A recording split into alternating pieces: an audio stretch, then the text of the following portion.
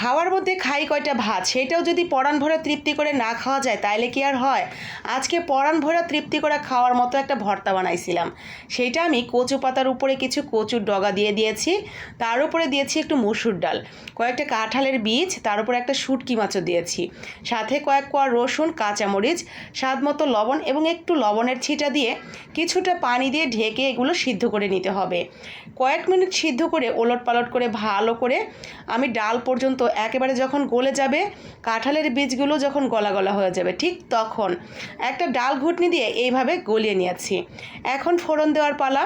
ফোড়নের জন্য ব্যবহার করেছি সরিষার তেল, তেলের উপরে দিয়ে দিলাম শুকনা মরিচ, তার উপরে দিয়ে দিলাম কিছুটা রসুন ছেঁচা, এখন দিয়ে দিলাম পেঁয়াজ। ভালো করে এগুলো লাল লাল করে ভেজে দিয়ে দিলাম সেই মিশ্রণটুকু। ব্যাস, এখন আমাদের রেডি হয়ে গেছে অসম্ভব মজার একটা খাবার, যেটা গরম ভাতের পাশে দারুণ মানাবে।